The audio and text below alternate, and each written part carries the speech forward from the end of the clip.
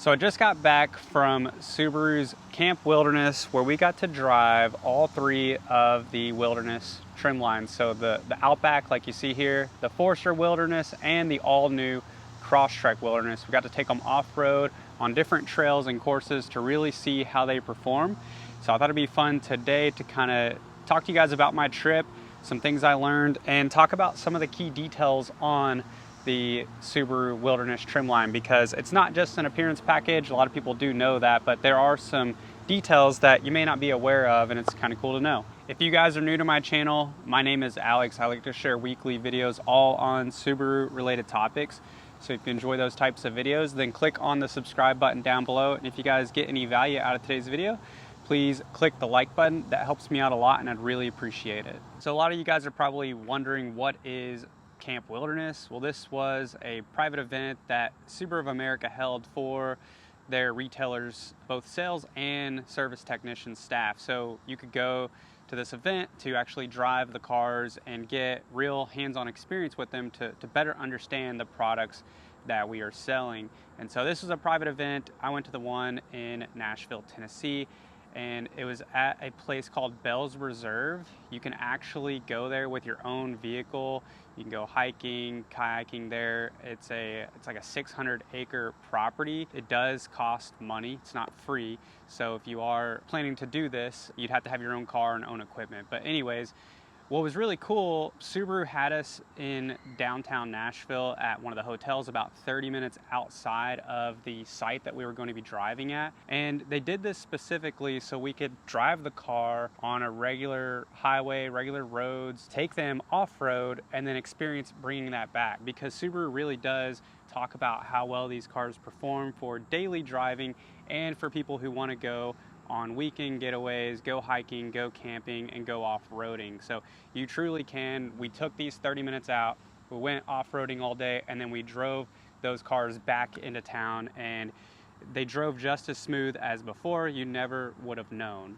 So something that I had already known about, but I thought was really cool, is how well these off-road tires perform, not just off-roading, but also on the highway. A lot of off-road tires, it's difficult to make them quiet. So when you are driving them on the roads, they're very loud, and then they're only practical when you're on a trail. With the tires, these are the Yokohama Geolandar all-terrain tires. My Outback has the Yokohama Avid GTs, which is like a regular all-season street tire that would not perform as well as these off-road tires. So these, while they do look more aggressive and they perform really well off-road, they are not loud at all. You would not be able to tell, at least for me, I couldn't tell if you swapped the tires with the regular all-season tires. I wouldn't be able to tell. They are that quiet, and they are incredibly durable. Subaru puts the 17-inch alloy wheels on these instead of the 18-inch, so that way you have a little bit more tread depth. So when you are rolling over rocks and sticks and bumps on the trails, you're not as likely to pop your tire. You'll be happy to know that if you do get a flat on the trail, with the Outback and the Forester Wilderness only, you get a full-size matching spare. So this wheel and tire is exact to the tires and wheels that are already on the car. Unfortunately, with the Crosstrek, there's limitations on size back there. Subaru said it was either reducing the size of the gas tank to fit the full-size spare, or use a space saver spare. That spare that you see in the Crosstrek Wilderness is still going to be the same diameter. It's just not going to be the same width, because they needed more space under the floorboard, and they didn't want to take away from the size of the gas tank, especially if you are taking these off-roading on the weekends. You don't want to have to worry about where you're going to fill up. Another thing that all the Wilderness trim levels are known for is the increased ground clearance, so you have more ride height when you are going over things.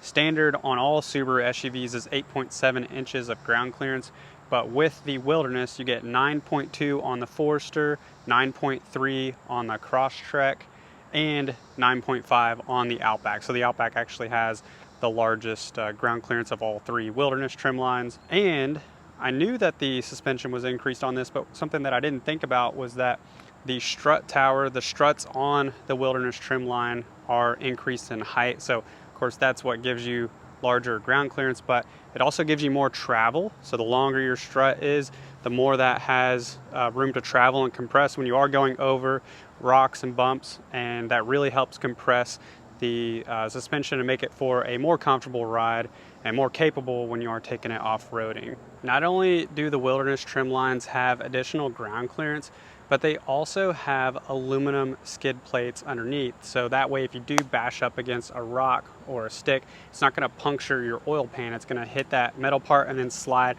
across the rest of the plastic belly pan. So we started out in the Outback Wilderness, and one of the things that I forgot to use early on was this front view monitor camera.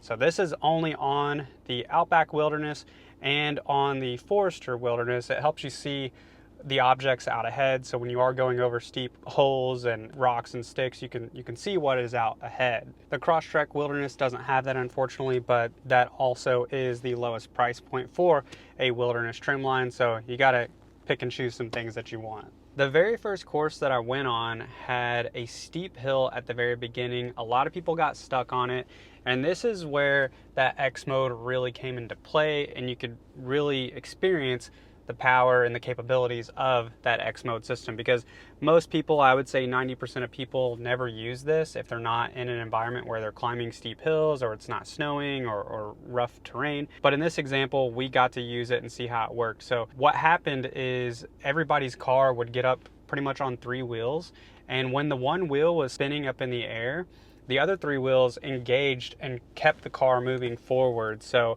it was really cool to see that in action, how that worked. One complaint with the Forester and the Crosstrek Wilderness is that it doesn't have a turbo engine like the Outback. So the Outback has the higher performing turbo engine, so it does have more torque, more power at low end speeds. But having the turbo is not actually necessary, and truthfully, when we got on the Crosstrek course, that was apparent.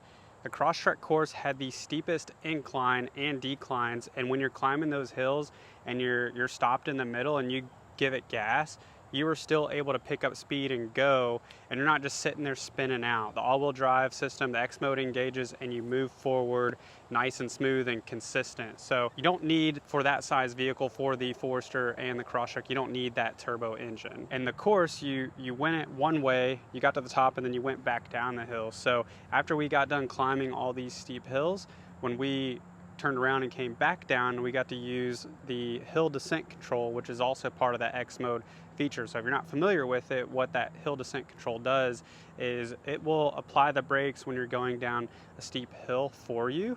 It's honestly kind of scary to let the car do that when you're on these steep hills, but we did it, and it works really well. That way you can focus on the steering and maneuvering down this hill and going in and out of ruts and avoiding rocks versus trying to do that while applying the brakes at the same time. So that system works really well, and it was really cool seeing how that works. So if you are in the inner city or somewhere that maybe doesn't have that and you want to test this out, go to a parking garage that maybe has a steep incline or decline, so you can try out the hill descent control on the Subaru. Just make sure your X mode is turned on first, otherwise it's not going to auto brake for you. A lot of people think that the CVT transmission that is in the Wilderness trim line is similar to that of the other standard Outback, Crosstrek, and Forester, and that's not the case. These are programmed different, so they have a different gear ratio that allows you to accelerate when you're at the bottom of a hill. So when you give it gas, you're not just sitting there spinning out, and you have more